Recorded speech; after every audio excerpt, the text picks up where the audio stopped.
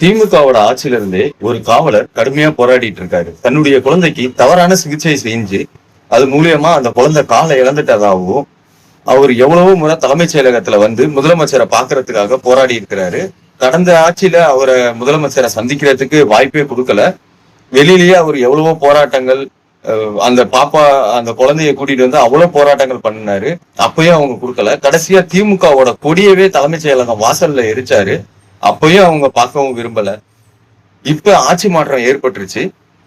தமிழக வெற்றி கழகத்துடைய தலைவர் விஜய் அவர்கள் தான் பதவி ஏற்றிருக்காரு. குழந்தைகள்னா விஜய்க்கு உயிர். இந்த குழந்தைக்குரிய நீதியை முதலமைச்சரா இருந்து விஜய் அவர்கள் கரெக்டா பெற்றுக் கொடுக்கணும். அந்த அப்பாவுடைய பாசம் ஜெயிக்கணும் அப்படின்றத இப்ப தமிழ்நாடு மக்கள் எதிர்பார்த்துட்டு இருக்காங்க. முதல்வர் விஜய் கண்டிப்பா விட்டுற மாட்டாங்க. இது என்னன்றத தலைமைச் செயலகத்துல கூப்பிட்டு அவங்கள உட்கார வச்சு பேசணும்ன்றது மக்களோட கோரிக்கை.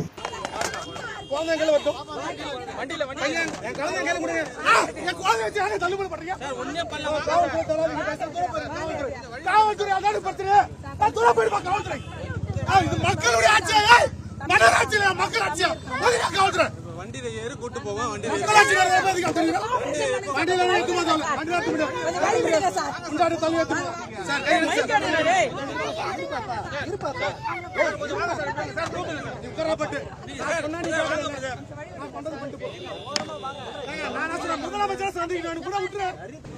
கடந்த திராவிட மாடல் ஆட்சியில என் குழந்தைக்கு அக்டோபர் 21, 2021 ஒரு குற்றம் நடந்தது. அந்த குற்றத்தை தொடர்ந்து நான் பல மனுக்கள் கொடுத்து போட்டேன். அக்டோபர் அதே மீண்டும் 2023 ஏப்ரல் 13 இதே இடத்துல நான் பொடஸ் கொடுத்தேன்.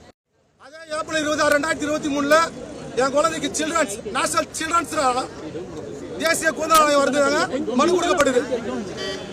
2 ஹாஸ்பிட்டல் மேல நடவடிக்கை எடுக்க சொல்லி. ஆனா நேஷனல் சைல்ட் ரைட்ஸ் வந்து இவங்க கிட்ட கைவிட்டு பெற்றுக்கின்னு திராவிட மாடல் அரசு கூட பிஜேபி மெம்பர் ஆர்ஜி ஆனந்த் கைவிட்டு வாங்கின்னு என் குழந்தைக்கு இது இயற்கை குணத்துக்கு ரெக்கமெண்ட் பண்றாரு.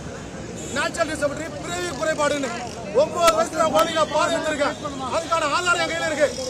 நீ எப்படி பிறவி உறுதியை கொடுத்த 2வது குற்றமா மாற்றுது. இது தொடர்பா தேர்தல் நடக்கிற நேரத்திலே நான் வந்து பல போராட்டங்களில் ஈடுபட்டோம்.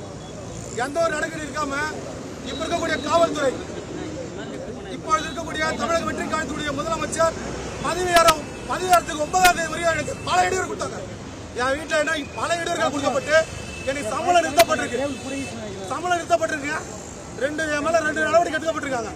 ஆனா இவங்க எப்படிங்க இயற்கை ஒன்று கொடுத்தா பிறகு ஒன்று கொடுத்தா பதில் சொல்றதுக்கு இந்த அரசாங்கத்தாலேயே அந்த காவல்துறை அதிகாரி என்ன கூட்டு போற காவல்துறை அதிகாரி சொன்னா நான் போறேன்.